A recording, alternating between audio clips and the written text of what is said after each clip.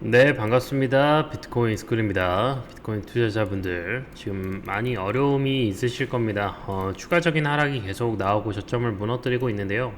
일단은 좀 이제 합리적인 수준까지는 내려온 것 같아요. 이전에 갭 없이 올렸던 자리까지는 일단은 반납을 한 거기 때문에 일단 여기서부터가 중요한 자리고, 뭐 그 전에도 물론 다 중요한 자리겠지만은 투심이 꺾이면 결국 갭이 없던 자리들이 빨리 무너지는 거거든요. 그냥 기본 분석에서 앞으로 또 반등할 수 있을지, 지금 또 중요한 내러티브는 또 어떻게 있는지 같이 보도록 하겠습니다.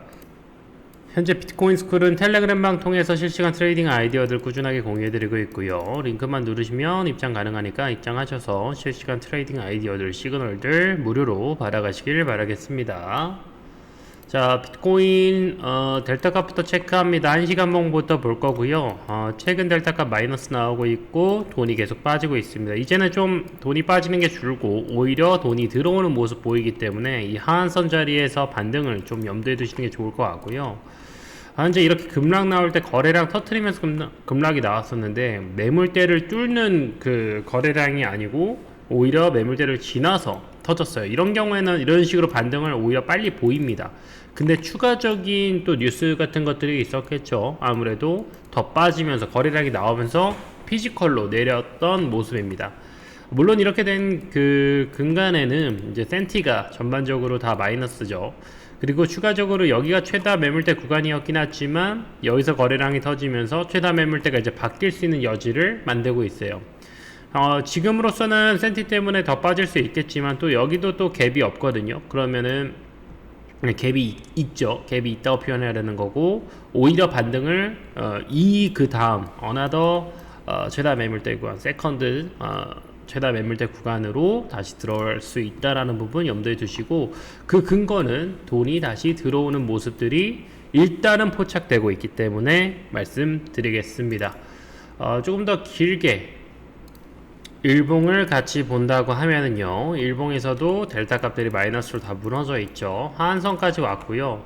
지금 그래도 버텨줄 수 있을 거라고 했던 건 이 센티가 그나마 남아 있는 건데, 왜냐면 델타 값 무너지고 그 위에 센티 무너지고 돈도 최근 기준으로 좀 빠지는 부분들이 체크가 됐었던 거거든요. 이 자리부터잖아요. 여기부터 이렇게 네모 박스 그려보면은 요 자리들 빠지는 건데, 지금 어때요? 돈이 빠지는 건 그래도 줄어듭니다. 줄어들고 그에 대비했을 때는 오히려 돈이 증가하는 모습이 체크가 되고 있어요. 그러면은 반등을 보여줄 여지는 있다라고 보여집니다. 아직 뭐 수급의 방향성이 정해진 것 같지는 않지만은 일단은 돈이 빠지는 것보다는 들어오는 게 더 많은 그런 상황이라고 보여지고, 지금으로서 여기 이 밴드에서 이게 보이세요? 이게 어떤 잔상인데 지금 이렇게 마이너스로 꺾인 데가 확 안 좋아지는 그런 구간들이거든요. 그래도 어때요? 전반적으로는 플러스 밴드 속에서 다 움직이고 있습니다.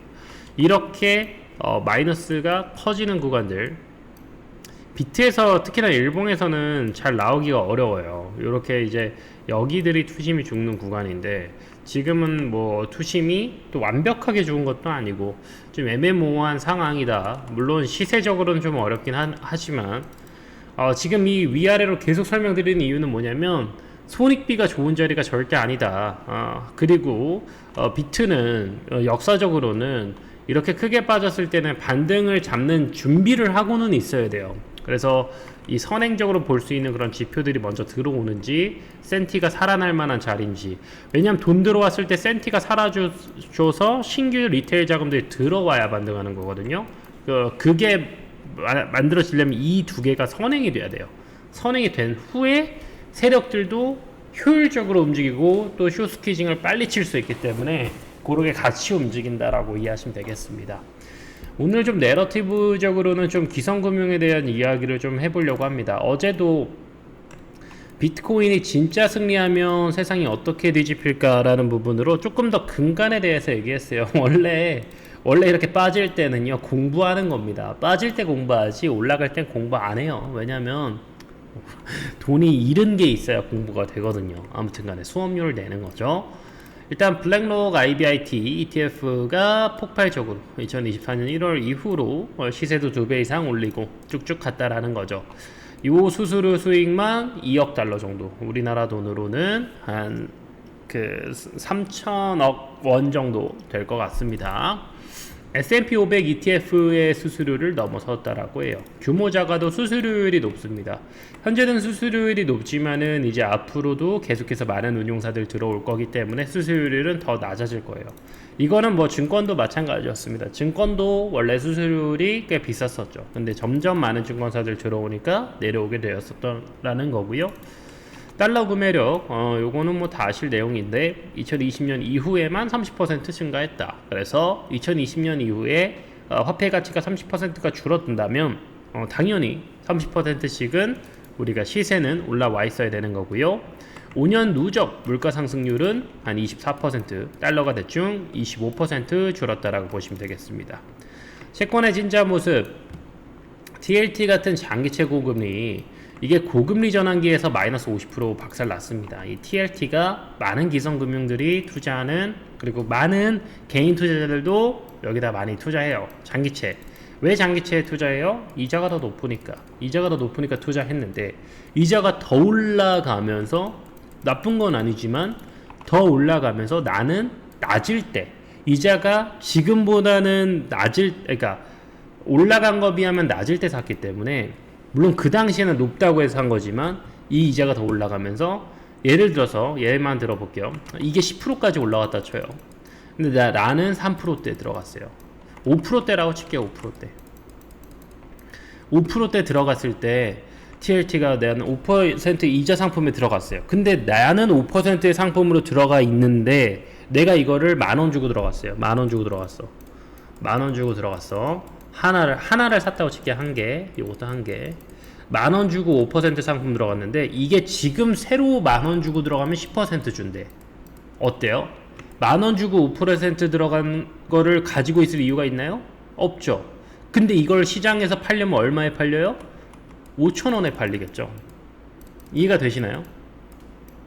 난 분명히 10,000원 주고 5% 이자 상품 샀는데 똑같은 상품을 지금 사면 10% 준대요. 그럼 이걸 팔고 요걸로 가야 될 거 아니에요.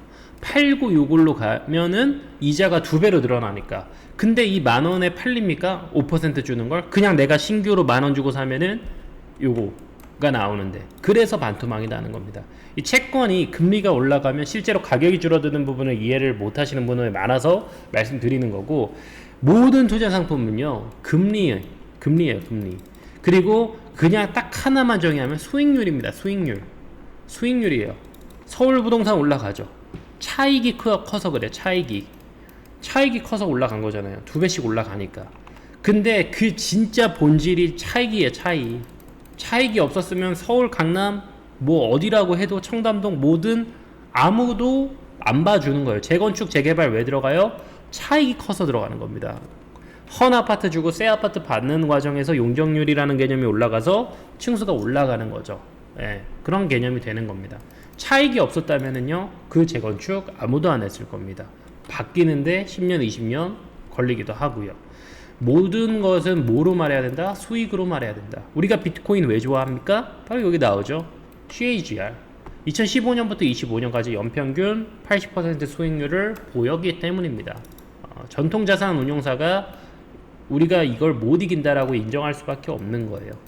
이게 비트코인이 뭐 탈중앙화 뭐 해도 이 수익률이 나와줬기 때문에 비트코인을 좋아하는 거지, 비트코인이 이 수익률이 없었다면은 아무도 인정하지 않는 거예요.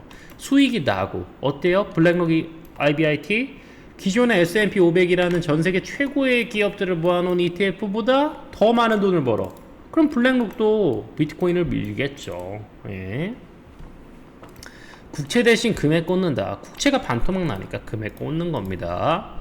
제재 리스크, 러시아, 베네수엘라, 스위프트를 얘네를 금융제재를 걸어버려요. 베네수엘라가 미국이 금융제재 걸기 전에는요, 세계 오일 1등 국가예요. 기름값 1위. 기름 생산량 1위. 지금도 맘만 먹으면은 얘네들이 기름 부자가 될 수 있는 나라예요. 근데 미국이 스위프트 제재를 걸어버리니까 돈을 못 버는 겁니다.